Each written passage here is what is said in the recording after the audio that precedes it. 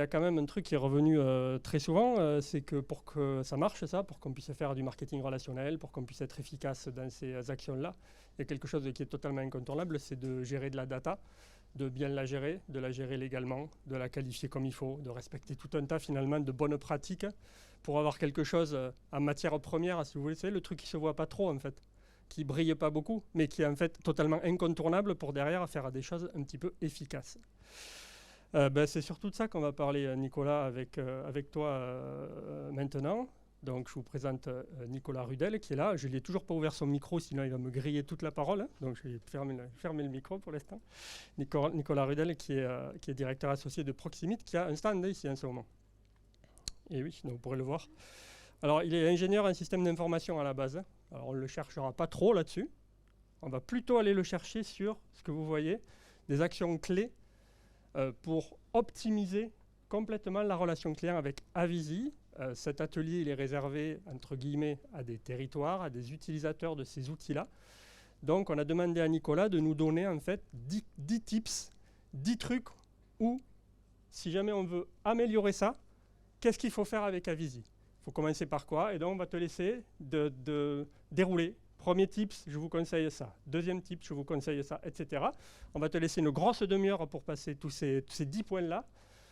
Et puis, on gardera 10 minutes, un quart d'heure pour faire un petit tour de questions-réponses. On est OK? Personne sort? Ça va, c'est que vous étiez là pour ça, alors. Dans ce coup-ci, je te mets le micro. Nicolas, à toi. Bonjour à tous. Rebonjour pour ceux qui étaient à la plénière de ce matin.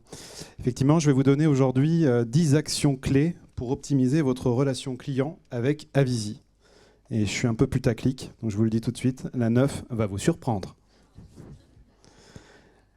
C'est juste pour ceux qui ont chaud, c'est dommage. Il y avait des jolis éventails sur notre stand, stand numéro 7. N'hésitez pas à passer, ça me climatise ces heures. Allez, c'est parti. Donc effectivement, je m'adresse surtout à des utilisateurs Avisi aujourd'hui. Donc pour ceux qui ne sont pas encore utilisateurs Avisi, n'hésitez pas à venir nous voir à la fin. On vous fera des démos in situ sur le stand si nécessaire.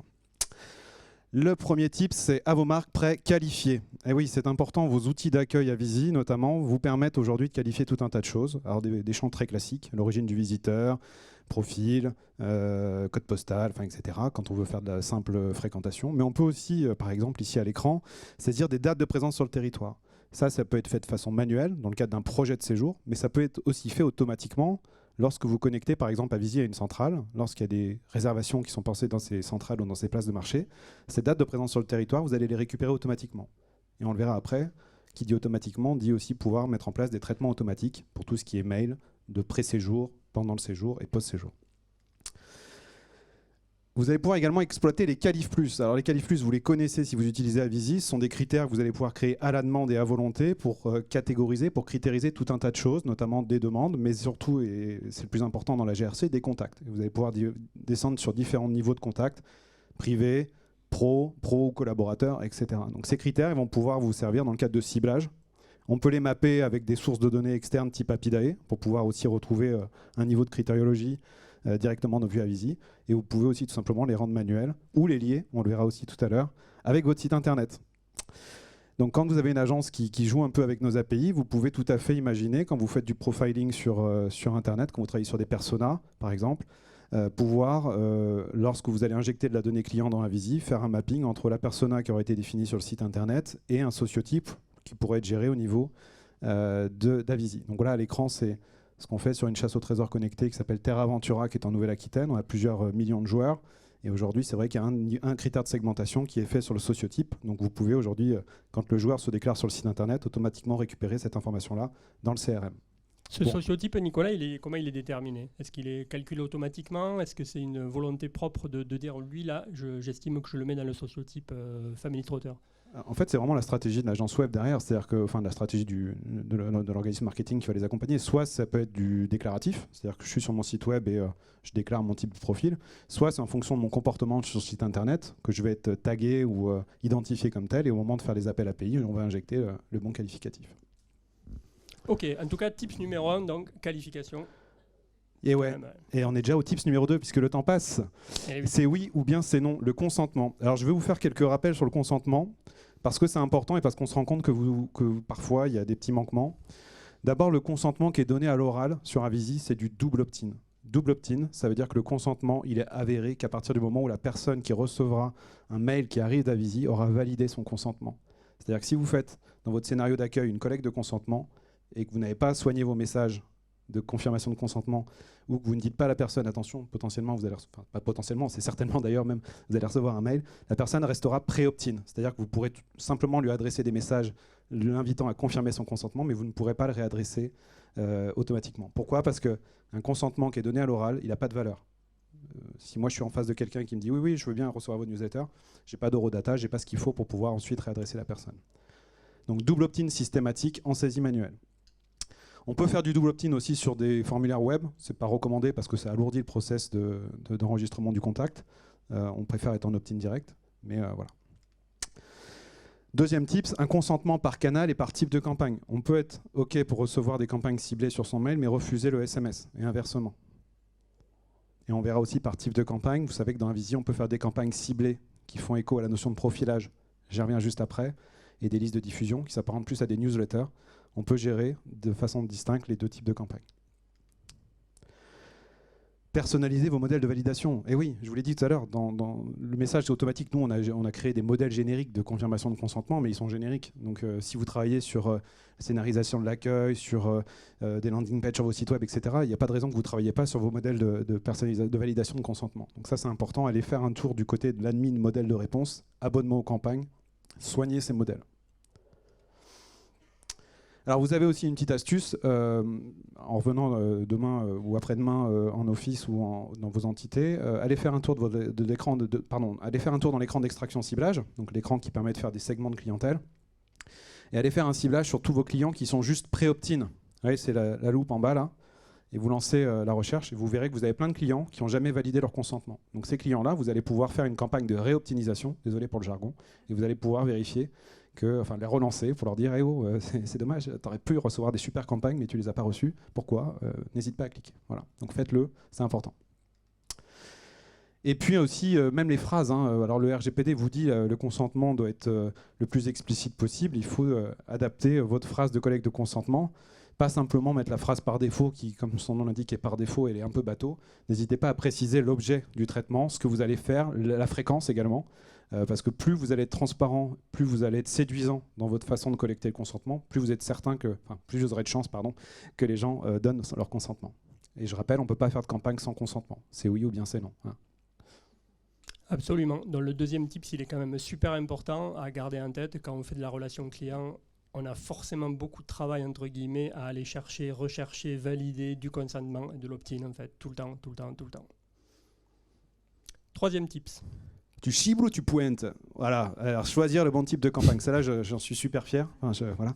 Elle est bien placée, je trouve, en plus. Ouais, mais j'aurais pu le faire, j'ai plus l'accent que toi. En fait. Ouais, c'est vrai, mais moi, je le force. Alors, pourquoi ça ? Tout simplement parce que dans Avisi, il y a deux types de campagnes. Je vous l'ai dit, il y a plein de types de campagnes, mais il y en a deux principaux, les listes de diffusion, ce qui s'apparente à des newsletters, et des campagnes ciblées, qui font écho à la notion de profilage.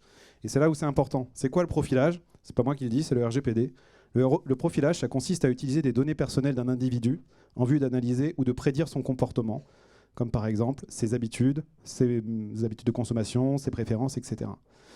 Le traitement de profilage repose sur l'établissement d'un profil individualisé relatif à une personne. Il vise à évaluer certains de ses aspects personnels, etc. Exemple, identifier des points d'intérêt ou des centres d'intérêt pour adresser une publicité ciblée ou une offre à un internaute.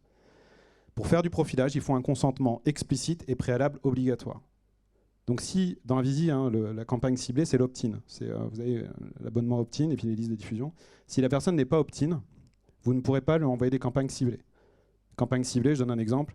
Je vais envoyer un SMS à toutes les personnes qui sont physiquement présentes sur le territoire parce que j'aurai récupéré ces dates de séjour depuis la place de marché qui est connectée à Avisi. Et je vais envoyer un SMS promotionnel pour leur dire aujourd'hui, sur présentation de ce SMS, c'est moins 50% sur telle ou telle offre. Ça, vous pouvez le faire que si la personne elle est OK sur les campagnes ciblées, sur le profilage. Donc très important. Vous n'êtes pas obligé de faire des campagnes ciblées, vous pouvez juste faire des listes de diffusion. Vous n'êtes pas obligé de faire des listes de diffusion, vous pouvez juste faire des campagnes ciblées. Ça, c'est vraiment à définir avec nos équipes clients, en formation ou même au quotidien. En fonction de ce que vous voulez faire, on vous conseillera sur tel ou tel type de paramétrage. Donc quand vous avez créé une campagne, effectivement, vous allez d'abord dire le type de campagne que vous voulez faire. Est-ce que c'est une ciblée ou une liste de diff ? Alors il y a un benchmark. Je ne vais pas lire les slides, d'autant plus que là où c'est assez binaire, c'est soit c'est opt-in ciblé, soit c'est liste de diffusion. Le mieux pour nous, c'est de faire des trucs un petit peu hybrides, et notamment d'utiliser des campagnes ciblées avec une gestion de préférence en qualif plus. Alors là, je vais jargonner pour ceux qui ne connaissent pas. L'idée, c'est de tirer profit, ou en tout cas de prendre le meilleur des deux mondes. C'est-à-dire que vous allez demander un consentement aux campagnes ciblées, donc au profilage, en précisant que la personne peut gérer ses centres d'intérêt avec un qualif plus. C'est-à-dire qu'elle peut tout à fait dire « j'accepte d'être profilé, mais uniquement par exemple sur des centres d'intérêt et pas sur mes habitudes de consommation type hébergement, etc. » Donc, ce qui vous permet derrière d'aller vraiment déjà respecter le consentement de la personne, hein, parce qu'on sait très bien qu'une personne qui reçoit un message dont elle n'a pas envie, elle va vite s'en désinscrire, et puis surtout d'aller segmenter votre base au plus juste et d'envoyer la bonne information à la bonne personne au bon moment, ça c'est encore mieux. On voit quand même là être malin dans la manière de demander les choses. On sent là, sur ce terme ici, là, je mets le doigt juste sur celui-là. J'accepte d'être aidé par les sages par le biais de messages personnalisés. On n'est pas sur une... c'est pas le texte RGPD, ça, tu vois.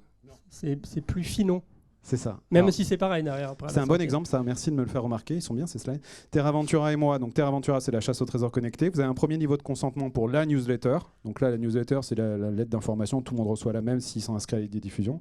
Et ensuite, en fonction de mon profil joueur, en fonction de où j'en suis dans le jeu, des niveaux que j'ai passés, de l'état de mes découvertes, c'est-à-dire est-ce que j'ai joué récemment ou pas, etc. Les sages, donc ce sont le nom que s'est donné les organisateurs de TerraVentura, vont m'envoyer des messages personnalisé, qui dit personnalisé dit profilage. C'est une collecte de consentement pour le profilage. Question après. Question à la fin. Stand numéro 7 pour les éventails. Marquez-la.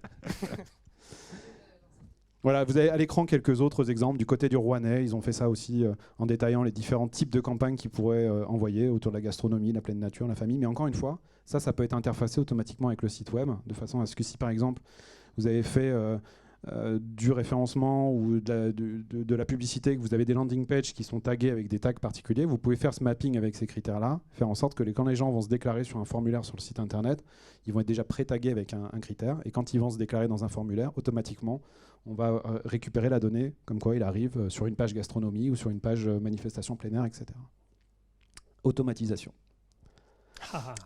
Automatiser.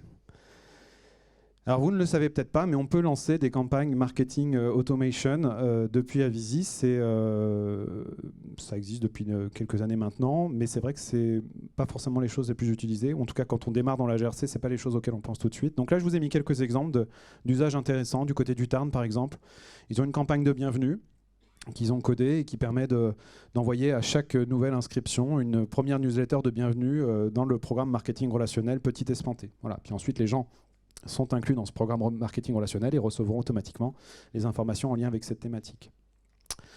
Voilà, avec du publi-postage, voilà, que vous pouvez gérer depuis Avizy, avec les balises également, tout ça se gère très facilement. Donc là, on est sur de l'automatisation pure, quelqu'un s'inscrit à la newsletter, il n'a rien demandé de plus, et hop, derrière, il va recevoir ce petit message. Etc. Exactement. Là, on a ce qui s'apparente à un cycle, alors c'est ce qu'on appelle les cycles séjour chez nous, mais c'est plutôt un message de bienvenue sur le territoire, c'est-à-dire que la personne sur un formulaire type widget ou un formulaire web classique va se déclarer, va donner ses dates de séjour sur le territoire, et on va utiliser ces dates pivots pour lancer un programme spécifique. Alors c'est très développé en Alsace, avec qui on travaille depuis quelques années maintenant sur les conseils d'un bon consultant à l'époque qui les avait accompagnés sur le sujet, mais là ici là ici, ça se passe du côté du Ventoux, hein, parce que j'essaie de prendre des expériences locales. Donc ici, ils utilisent des dates de début de séjour et de date de fin de séjour pour envoyer automatiquement à la veille d'un séjour une première newsletter qui vante les destinations, les différentes portes d'entrée sur le territoire, etc. Donc premier message relationnel qui finalement donne une espèce de bienvenue sur le territoire aux visiteurs. Et ce qui est intéressant, c'est qu'une fois qu'on a une date de début, une date de fin de séjour, on peut aussi imaginer envoyer d'autres types d'informations. Je serai français à vous en parler quand on parlera des questionnaires tout à l'heure. Alors l'avantage, je ne vous fais pas aujourd'hui le pitch sur le marketing relationnel. Le marketing relationnel, c'est ce que je disais ce matin, envoyer moins de messages à moins de personnes, mais avec meilleure efficacité. Là, ici, vous voyez, c'est une petite campagne. Certes, on l'a envoyé à 4 personnes, ça pourrait être plus, effectivement, au moment où j'ai fait à 4 personnes, mais on a 100% de taux d'ouverture. Qui aujourd'hui, ici, a des newsletters avec un taux d'ouverture qui dépasse 30%? Pas beaucoup. Voilà. Ça, c'est des petites campagnes, mais on le sait, elles sont très ciblées. Donc forcément, les gens seront beaucoup plus enclins à les ouvrir, et donc derrière, on aura une meilleure performance. On a un module qui s'appelle le module cycle de séjour, où vous allez pouvoir aussi coder des étapes dans votre programme marketing relationnel. Là, ici, on va pouvoir définir des mails de bienvenue, des mails relationnels. Après, c'est multicanal, ça peut être aussi du SMS, etc. Ça permet d'organiser, de stratifier un peu plus efficacement son programme marketing. Je peux dire un truc Ouais. juste avant, là, tu peux revenir. Le type de l'automatisation, c'est difficile de dire quel est le plus important des 10 que tu vas... s'ils sont tous intéressants et importants. Mais celui-là, c'est très rare sur un territoire touristique qu'il y ait 1 ou 2 salariés qui soient à temps plein sur du marketing, etc., etc. La capacité à réfléchir à l'avance, à automatiser le maximum de choses pour gagner un maximum de temps, c'est crucial en fait, très souvent dans plein d'organismes comme les vôtres. Parce que sinon, si on ne fait pas ce travail-là, on le fait une fois, là on fait une campagne, puis on le fait 2 fois, puis ça prend du temps, et puis on a autre chose à faire, et puis on passe à autre chose, et puis du coup on oublie de le faire, etc., etc. L'automatisation, c'est avoir des outils qui permettent d'automatiser, c'est très souvent crucial, quoi. Et puis quel bonheur de voir des outils qui travaillent à notre place, tout ça, pendant qu'on fait autre chose. On y revient après avec Apidae en plus. Yes. Connecté, alors Avisi est un produit qui est effectivement connecté à son écosystème. Aujourd'hui, je vous mets l'accent sur un connecteur avec Aloha, qui est un éditeur de logiciels boutique billetterie. On peut faire ce mapping qui permet, comme je vous le disais tout à l'heure, de faire redescendre automatiquement des événements de la billetterie ou de la boutique, notamment des réservations, des achats, de façon à déjà récupérer la donnée client. J'ai récupéré un client, il est client en plus, donc il y a de grandes chances qu'il soit opt-in, puisque vous savez que dans un contrat de vente, vous avez un consentement tacite pour recevoir des campagnes, c'est-à-dire que la personne qui est, s'il n'y a pas de collecte de consentement dissocié de l'acte de vente, une personne qui est cliente, elle peut être traitée de façon automatisée en opt-in, c'est-à-dire accepter de recevoir les campagnes. Après, ça s'ajuste, on peut le paramétrer. Mais toujours est-il que là, on récupère la donnée client, mais on récupère également des centres d'intérêt, puisque la personne ici, elle a fait une location de vélo électrique. C'est du côté de Vienne, j'ai tout maquillé parce que j'avais pas le raccord, mais je le dis à l'oral. C'est du côté de Vienne, elle a loué un VTT assistance électrique, donc elle a été taguée en tant que telle. On a la date de résa, même le tarif, la date, etc. Et ça, c'est des données qu'on va pouvoir réexploiter dans le cadre de ciblage derrière. Donc aujourd'hui, on est connecté avec ces 3 outils principaux. Je rappelle quand même qu'Avisi est bâti sur une API qui permet à tout éditeur tiers de venir injecter de la donnée chez nous. Vous avez accès aux API, c'est gratuit, il n'y a pas de surcoût de notre côté. Donc si vous avez des éditeurs, on en parle beaucoup d'autres, il y a WeLogin, etc., Digitic. Si vous avez ces éditeurs-là que vous voulez injecter de la donnée chez nous, c'est très facile, il suffit d'ouvrir les API. Alors c'est très facile. C'est un peu de développement, c'est sûr, il y a un peu de plomberie à faire, c'est jamais si évident. Hélène le confirmera ce matin, mais l'a confirmé ce matin avec l'expérience Région d'eau, mais toujours est-il que nous, on est dans un environnement qui est ouvert. Voilà, c'est important de le souligner. Apidae, vous avez œuvré, c'est le moment d'en profiter, effectivement. Alors là, on va faire le focus sur un connecteur que vous connaissez déjà et 2 nouveaux connecteurs qu'on a développés notamment en collaboration avec la Charente, les Charentes même, chez qui on a déployé Avisi là, au premier semestre 2021. Donc la première chose, c'est d'abord la possibilité de mapper des critères Apidae avec Avisi, et notamment des qualifs plus. Donc ça, vous avez une passerelle pour le B2B, le B2P même, on peut dire, c'est-à-dire la possibilité de synchroniser vos contacts pro gérés sur Apidae avec Avisi. Vous avez la possibilité également de faire un mapping avec vos critères Apidae, voire même vos critères internes. C'est-à-dire par exemple, si vous gérez vos adhérents dans Apidae, vous pouvez faire la synchro, faire redescendre la donnée dans Avisi et ensuite engager des relations, des programmes spécifiques sur tel ou tel type de client. Donc mapping, critères internes, qualif plus, critères internes Apidae avec un qualif plus, c'est possible. Ça, c'est nouveau. Vous allez donc là, c'est moins GRC, c'est plus accueil, mais néanmoins c'est un vrai plus par rapport à Apidae. Les structures qui sont intéressées par cette fonctionnalité-là, vous pouvez passer nous voir sur le stand après, on vous expliquera comment on peut le mettre en place. Vous avez la possibilité de récupérer vos sélections Apidae depuis l'écran d'accueil, notamment quand on traite l'objet de la demande.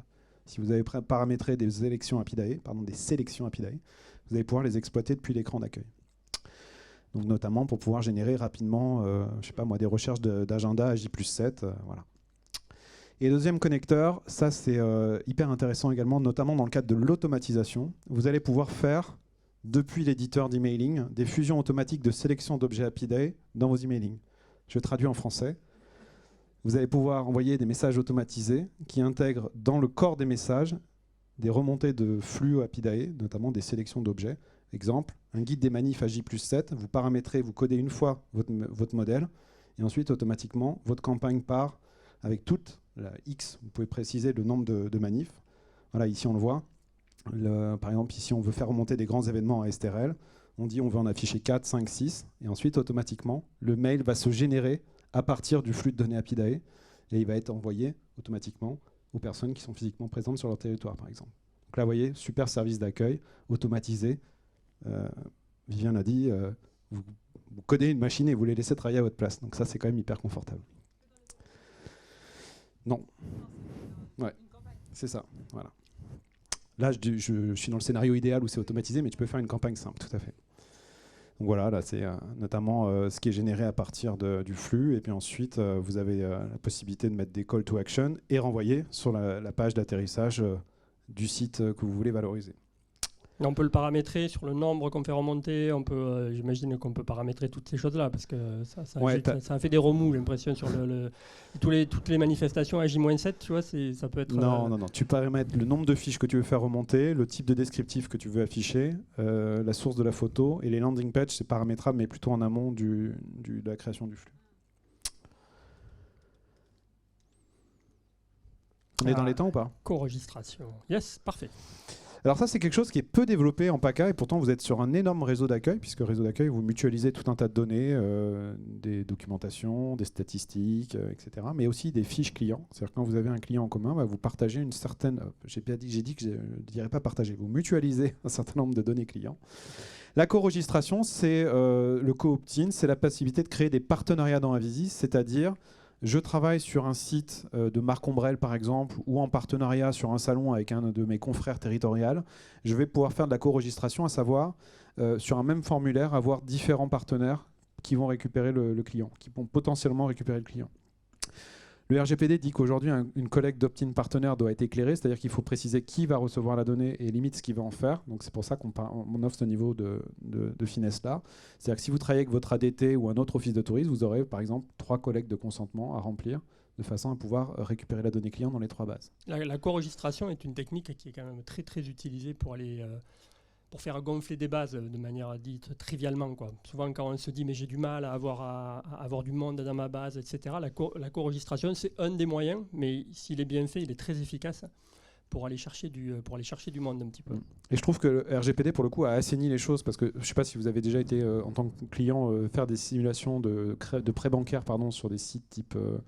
j'ai plus les noms en tête, mais si jamais vous aviez le clic malheureux sur j'accepte de donner mes coordonnées à des banques, vous vous retrouviez spammé par 15, 17 banques. Voilà. Donc là, l'idée, c'est simplement de dire de façon granulaire, à chaque fois, je sais à qui je donne mon consentement, je sais ce qu'ils veulent en faire. Et du coup, par exemple, un OT qui a beaucoup de trafic, mais qui n'a pas les ressources humaines pour faire des programmes marketing relationnels, peut se dire je vais plutôt travailler avec mon ADT qui, lui, a des programmes marketing relationnels, lui a des ressources humaines pour le faire. Du coup, le client, il va quand même recevoir un service d'accueil, un service de renseignement et d'information touristique pendant son séjour, mais c'est pas moi qui le gère, c'est un partenaire. C'est aussi une solution. C'est des choses qu'on voit aussi se développer en France sur des territoires où il y a des gros sites touristiques, par exemple, un gros musée, un gros site touristique, où sur le site web de ce site touristique-là, il y a de la récolte de données avec des formulaires, etc. Et des offices de tourisme font de la co-registration avec ce site-là pour apporter quelque part un service en plus aux gens qui vont venir visiter ce musée. Si vous voulez aussi, pendant votre visite, avoir... Et vous voyez, c'est juste un clic de plus qui fait de la co-registration pour l'office de tourisme. Donc c'est effectivement un type super intéressant. Alors, c'est un type super intéressant de mon point de vue en tant que consultant extérieur, mais là, techniquement, ça se gère en fait, quoi. Ouais, ça se gère très simple avec les partenariats. Vous y avez accès aujourd'hui dans la visite dès aujourd'hui. Limite, vous n'avez pas besoin de nous pour le faire. Enfin, c'est mieux quand même pas de demander conseil, mais voilà. Là, à l'écran, c'est par exemple le principe des OT collecteurs du côté de Destination Drôme Provençal. Vous avez des OT qui accueillent. Ils sont indépendants juridiquement de Destination Drôme Provençal. Ils collectent en nom de Destination Drôme Provençal et le consentement est donné pour Destination Drôme Provençal. Et vous pouvez détailler ensuite toutes les modalités dans les mentions légales si vous avez peur de faire trop long dans la collecte de consentement. Et ça se fait aussi au guichet. Sur les écrans d'accueil, vous pouvez mettre en place un partenariat et avoir une collecte de consentement spécifique pour un partenaire si vous le souhaitez. Je pense surtout aux OT collecteurs, ceux qui n'ont pas vocation à faire de la GRC mais qui travaillent avec des partenaires territoriaux. Point numéro 8, exit les Google Forms, adopter les questionnaires Avizy. Ouais, Bah ouais, c'est mieux. Déjà parce qu'on est hébergé en Europe, parce qu'on est français et parce que c'est mieux. Voilà, bon, un exemple à l'écran. Vous pouvez mettre en place des questionnaires, 3 types de questionnaires. Je ne rentre pas dans les détails ici, mais vous pouvez les faire anonymes, notamment pour collecter la satisfaction client sur des tablettes, on le verra tout à l'heure. Ou vous pouvez faire des questionnaires nominatifs que vous adressez de façon automatique à toutes les personnes qui sont venues sur votre territoire avec une réservation et qui sont reparties il y a 7 jours, par exemple. Là, c'est ce que fait l'Alsace, avec du NPS notamment, pour évaluer le séjour, etc. Et l'autre enjeu de tout ça, c'est que vous allez pouvoir recibler, comme pour les Qualif+, les clients en fonction de réponses qu'ils auront données à des questionnaires. Exemple, je veux traiter de façon indépendante tous les clients qui ont répondu « non, je n'étais pas satisfait de mon séjour », de façon à faire une campagne de phoning, ou etc. Vous pouvez les retrouver et ensuite les traiter de façon indépendante des autres. Ça, c'est l'enjeu. C'est-à-dire que quand vous le faites dans Google Forms, vous allez la donner, vous allez la croiser, vous allez faire des statistiques, ça s'arrête là. Quand c'est fait dans Avisi, vous pouvez réexploiter le comportement, les réponses au questionnaire depuis l'écran d'extraction ciblage. C'est-à-dire que c'est intégré. Voilà. Google Forms, le problème, c'est qu'on se retrouve avec la data qui est à gauche, et puis on a sa base à droite, et il faut regarder qu'est-ce que je fais entre les deux. Là, ce que tu es en train de décrire, c'est un outil. Je ne suis pas sur le côté, le drapeau, tout ça, c'est très bien aussi. Mais là, d'un point de vue très pratico-pratique, j'envoie du formulaire, le formulaire automatiquement il est relié à ma base, donc je gagne là aussi beaucoup de temps en fait. C'est ça, c'est du gain de temps et aussi vraiment de l'intelligence, hein, puisque tous ces questionnaires, toutes les réponses aux questionnaires viennent alimenter les timelines des contacts, et donc tout ça, c'est des choses que vous pourrez récupérer ultérieurement pour faire des ciblages. La question est, est-ce que vous avez pompé la manière de Google Forms de proposer sa construction des questionnaires? Je pense qu'on peut dire oui. Non, on n'a pas la pagination pour l'instant. D'accord. On nous le demande de temps en temps, mais les fonctionnalités essentielles sont là. Mais ouais, après, on s'inspire de Google. Hein. De toute façon, ils sont inspirants, Google. Question fermée ou multiple, tatati. Ouais, c'est ça. Question ouverte, question fermée, bien sûr. Choix unique, choix multiple. Et ouais, et si vous... Alors, merci. On travaille pas ensemble. Question après. Venez jouer sur notre stand et vous verrez qu'on utilise des questionnaires Avisi. Voilà, j'en parlerai tout à l'heure. Ça, c'est un autre type de questionnaire avec rechargement automatique sur tablette, questionnaire anonyme. C'était pour les questionnaires satisfaction. Ça existe aussi. Ça, c'est fait en PACA. Voilà. Donc là, on a moins de données clients. C'est uniquement pour des stats sur la qualité du service rendu en office de tourisme. Je ne sais pas si vous avez le droit encore de remettre des tablettes en office de tourisme avec le... j'avais dit. Voilà, c'est ça. Ouais. Point numéro 9, je vous avais dit qu'il était cool. Ce n'est pas la taille qui compte. Alors, je vous ai mis Messi, je sais qu'ici on est plutôt supporter de l'OM, mais Messi a mis un magnifique but hier contre Manchester United. Tu prends des gros risques à aller sur un terrain comme ça. Non, c'est pas la taille qui compte, optimisez vos bases de contact. Ça va mieux en le disant, c'est encore plus simple quand je le décris. Pourquoi faut-il nettoyer sa base de contact? D'abord parce que c'est obligatoire. Avec votre DPO, j'imagine que vous avez tous un DPO, quelqu'un qui a une casquette de DPO, quelqu'un à qui on a dit toi t'es DPO. Il le sait pas d'ailleurs. C'est ça. Vous avez normalement défini une durée légale de conservation de la donnée. Sachez que c'est pas à nous éditeurs qui sommes sous-traitants du responsable de traitant. C'est pas à nous de définir cette durée pour vous. C'est à vous de le définir. Alors généralement on dit dans le tourisme c'est 3 ans, mais ça peut être 5, ça peut être 10. C'est à vous de nous dire en fonction de votre stratégie de rétention de données par rapport à vos stats, etc., ce que vous voulez faire. Donc déjà, il faut définir sa durée. Et au-delà de cette durée, alors, il faut qu'on définisse aussi les modalités. Qu'est-ce qu'on considère comme étant la date de dernier contact, etc. Est-ce que quelqu'un qui reçoit une newsletter mais qui l'ouvre, il est actif? Oui.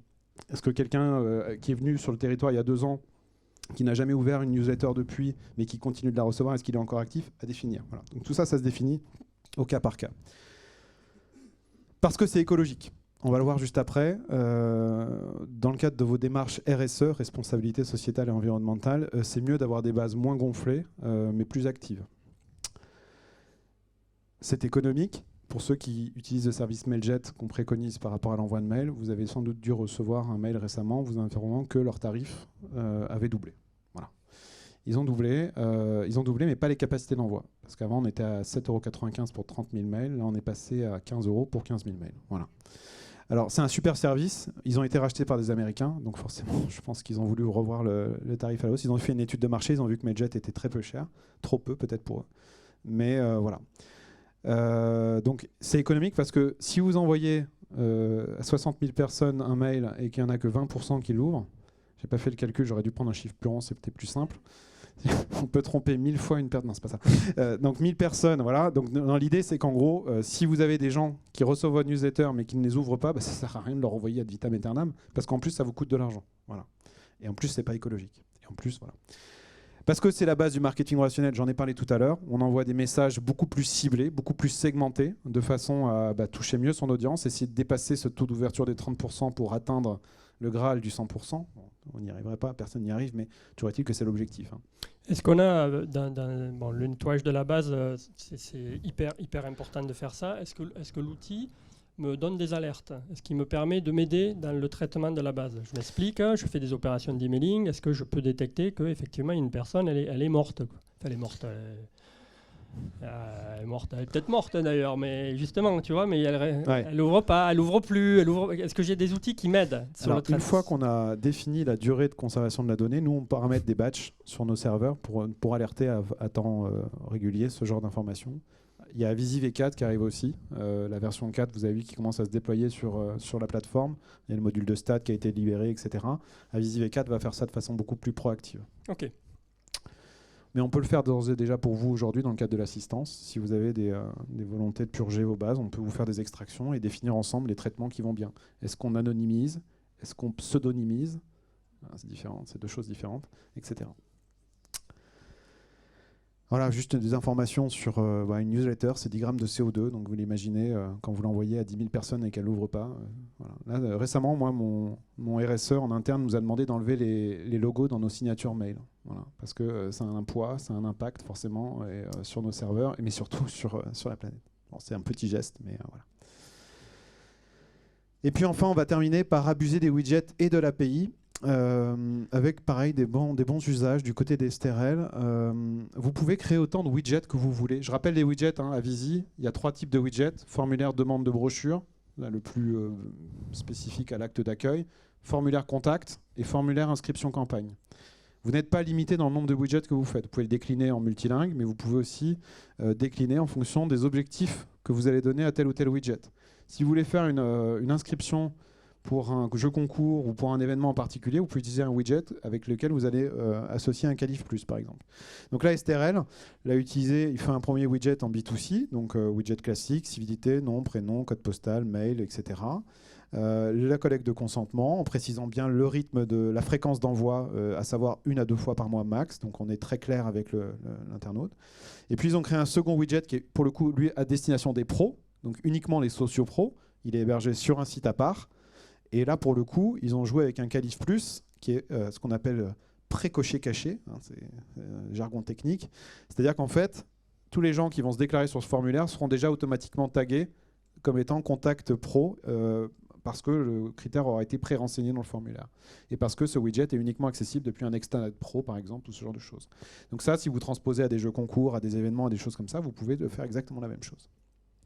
À l'écran, pour ceux qui ne connaissent pas, c'est l'usine à widgets. C'est le principe, vous créez un widget avec du drag and drop, vous créez vos formulaires, vous hiérarchisez les champs, vous pouvez les pré-renseigner pour certains. Voilà. Merci de votre attention, j'espère qu'on a été dans les temps. N'hésitez pas à venir jouer à notre jeu de la bourriche sur notre stand, questionnaire by Avisi, comme ça on pourra vous montrer comment ça marche. Et il y a un super panier garni à gagner, panier garni rempli de produits régionaux du Limousin. Et on ne va pas repartir avec, donc il faut jouer. Merci.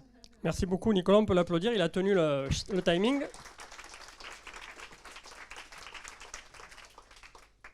Et du coup on va pouvoir lui poser des questions. Alors question, allez-y, dites-moi.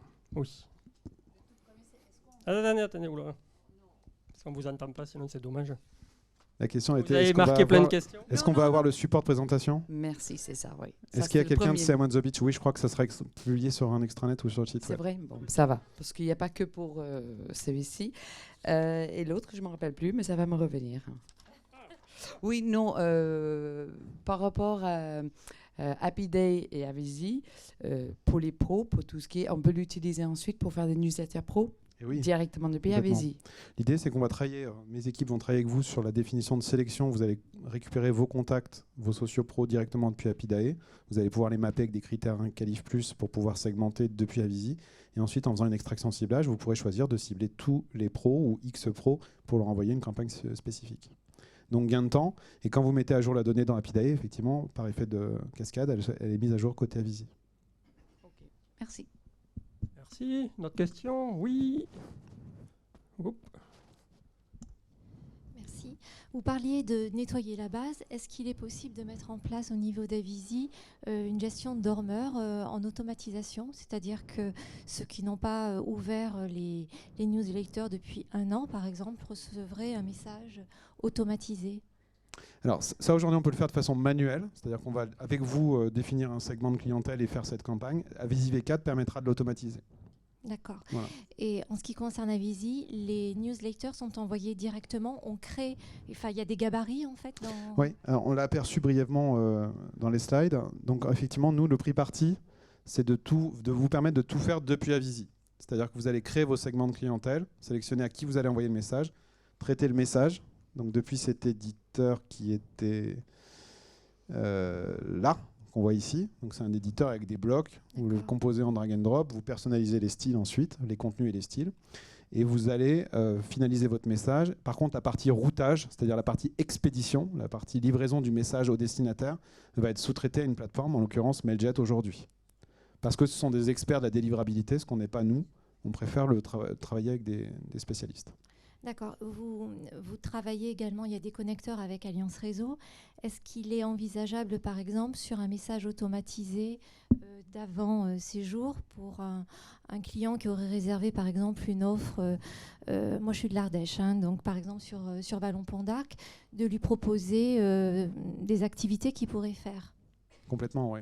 Et personnalisé en fait, hein, oui. C'est-à-dire qu'à chaque vente, en fait, on pourra envoyer une information. Alors vous allez pouvoir compléter un profil s'il avait déjà été existant dans Avisi. S'il fait une résa dans l'open system, effectivement, il y a un événement type réservation qui va arriver dans cette timeline et on peut compléter avec un Qualif Plus qui va permettre, par exemple, d'associer je sais pas, la thématique de la réservation avec un centre d'intérêt dans Avisi.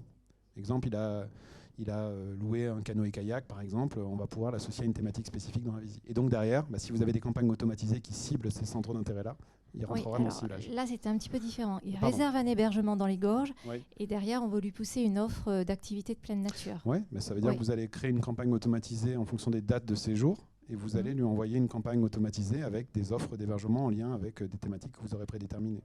D'accord, très bien, merci. Qui pourront être mappées avec des sélections Apidae. Oui, c'est encore, c'est-à-dire des objets, des offres qui sont dans Apidae. Que tu évoquais tout à l'heure. Une autre question. Yes.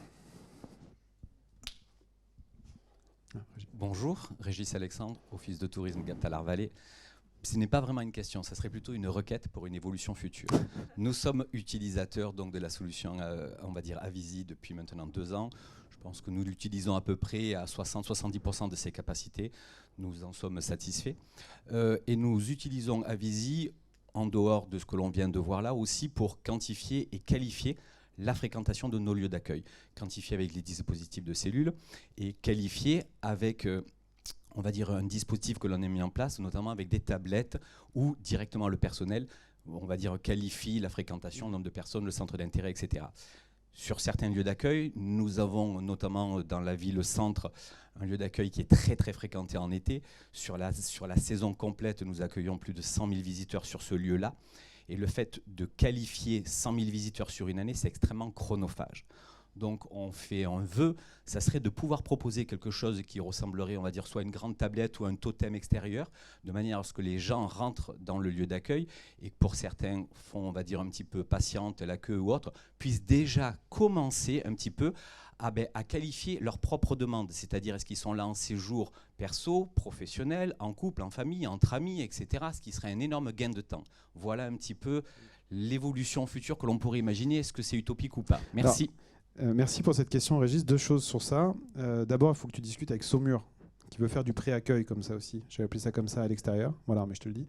Et deuxième point, en fait, sache qu'aujourd'hui, techniquement parlant, ça pourrait être possible par n'importe quelle agence ou n'importe quel éditeur. Puisqu'en fait, nous, via les API, tu peux aujourd'hui imaginer d'avoir un formulaire où la personne va se déclarer, va préciser ses attentes, etc. et traiter une demande en injectant dans Avisi une pré-demande et ensuite faire en sorte que tes conseillers en séjour récupèrent déjà des demandes qui soient préqualifiées.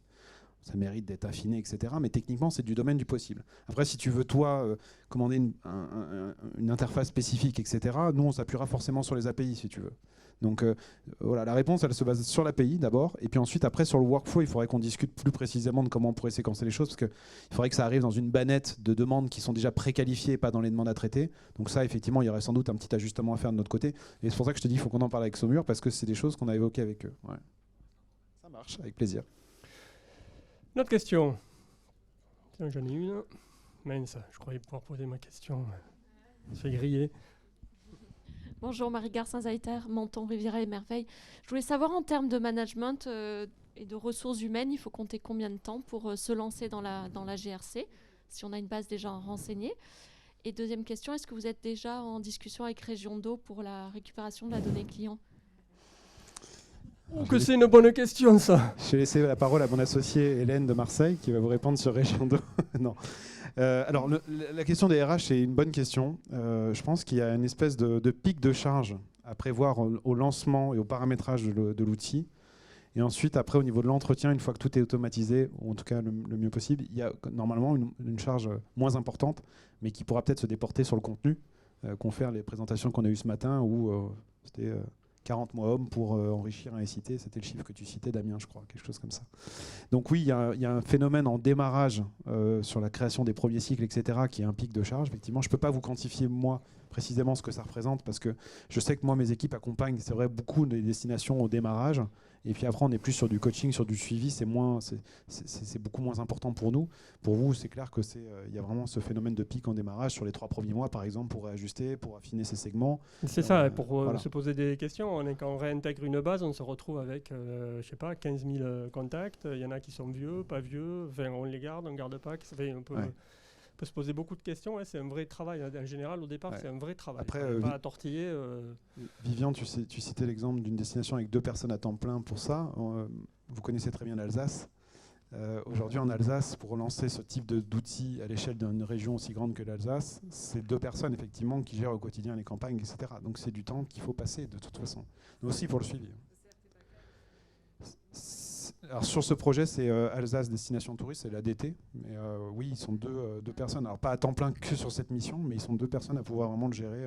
À certains moments de l'année, ils sont vraiment à temps plein là-dessus. Ils ne pensent pas beaucoup à autre chose. Ils vont rentrer en saison d'ailleurs, dans quelques semaines. Ouais. Notre question ou pas? Je regarde le... Et la question région d'eau, oui, normalement c'est prévu parce que là, bon, pour l'instant, vous êtes sur la partie avant-vente, on va dire, enfin, jusqu'au tunnel de vente. Mais après, effectivement, l'enjeu, ça sera de récupérer. C'est assez simple pour nous parce qu'on l'a déjà fait avec d'autres plateformes. Récupérer de la donnée, on a déjà discuté avec Région d'eau, on a déjà fait des chiffrages pour la région sur ce sujet-là. C'est récupérer la donnée client, c'est-à-dire le type de réservation, bien sûr la donnée client, on pourra en parler, et puis les dates de consommation, c'est évident. Ouais. Ouais, juste un mot pour compléter là-dessus. Les destinations qui font partie du projet dont je parlais ce matin pour interfacer Région d'eau avec Apidae sont dans le projet aussi pour interfacer Région d'eau avec Avisi.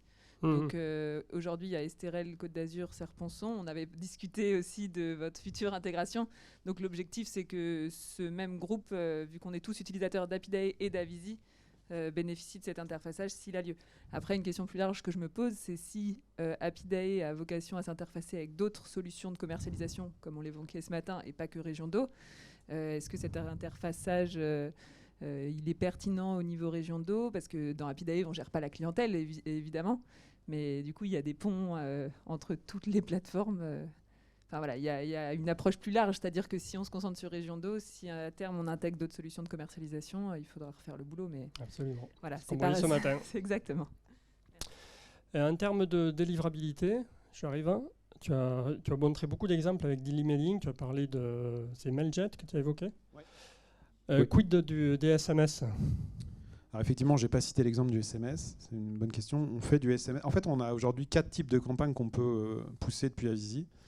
Le mailing qui est le plus important. On sait faire du SMS, alors à utiliser avec parcimonie puisque c'est un coût qui est plus important que celui du mail. Et puis surtout, c'est plus adapté moi ce que j'appelle l'Internet de séjour, c'est-à-dire les gens qui sont en présentiel sur le territoire, à qui on va envoyer le bon message au bon moment et avec des taux de conversion et surtout des retours sur investissement bien plus intéressants. Ok, mais c'est quelque chose qui est géré, je pense. Il faut le... On sait faire du SMS, on sait faire également du courrier. Je ne l'ai pas cité, mais c'est des choses qui sont de plus en plus appréciées, des jolis courriers avec une belle Absolument. brochure, etc. en amont d'un séjour. C'est très premium, ça revient, on va dire, c'est vintage. Et le quatrième point, c'est qu'on sait faire également du push. Alors ça, c'est hyper intéressant sur des très gros volumes de données. Et je recite l'exemple Terra Aventura. Aujourd'hui, on est capable de faire des ciblages et d'envoyer des pushs sur une appli mobile depuis Avisi sur des ciblages qu'on aurait opérés auparavant, sur des bassins de clientèle ou des choses comme ça. Okay. Donc là, ça nécessite un peu plus de plomberie, par contre, parce qu'il faut vraiment rentrer dans le cœur de l'application, mais on sait faire ça. Je me suis permis, parce que comme tu as beaucoup parlé du mail, en fait, il y a tout ça aussi dans le marketing relationnel. Il y a le papier, il y a le SMS, il y a le push, etc. Oui. Bonjour, donc Emmanuel Tamazian, les OR. Donc nous utilisons Avisi depuis 2 ans également.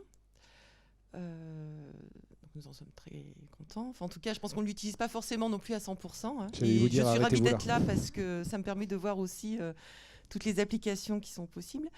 Et on utilise à côté également Ingénie et JB Concept pour les forfaits. Et c'est vrai que je pense que c'est le sujet aujourd'hui des bases de données, c'est-à-dire que aujourd'hui, moi, je tourne autour de 3 bases de données, une JB forfait, une Ingénie séjour et puis une Avisi séjournant ou pas, ou en tout cas vacancier. Est-ce que, je ne sais pas, dans vos discussions, vos échanges, un jour, c'est des choses qui vous cherchez à trouver des solutions ou vous êtes vraiment tous fermés à partager, à ce qu'on puisse optimiser nos bases. Ingénie, je m'adresse à vous. Ça revient, c'est votre collègue de Marseille qui disait la même chose, etc. Ingénie, ouvrez vos données. Non, oui, on a un problème avec certains éditeurs qui n'ouvrent pas les données. C'est-à-dire que si vous êtes sur des outils fermés, notamment sur la donnée client, alors vous pouvez le faire. Ça se fait en bricolant, en faisant des exports, des réimports. C'est fastidieux. C'est absolument pas RGPD compliant parce que manipuler des fichiers plats de données clients, c'est complètement proscrit. Mais c'est la seule solution qu'on a aujourd'hui avec les outils qui ne proposent pas d'API ou qui ne veulent pas développer de connecteurs avec d'autres outils.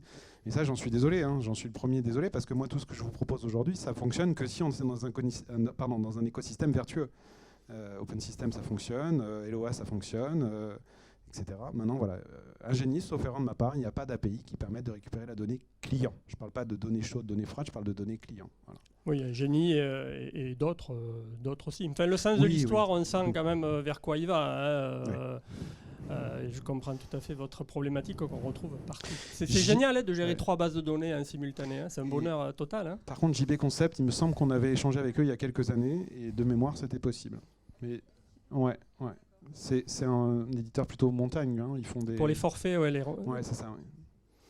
Bien, écoutez, merci beaucoup. Merci Nicolas de t'être prêté au jeu, d'avoir répondu à toutes ces questions. Je suis obligé de stopper parce qu'il va y avoir un autre atelier derrière. Merci à vous tous et à toutes pour votre participation. Je vous rappelle que vous pouvez retrouver toute ton équipe sur le stand numéro 7 pour essayer de gagner là le jambon. Bourriche, bien évidemment. Merci beaucoup. Bonne continuation. Merci à vous. Et à plus tard.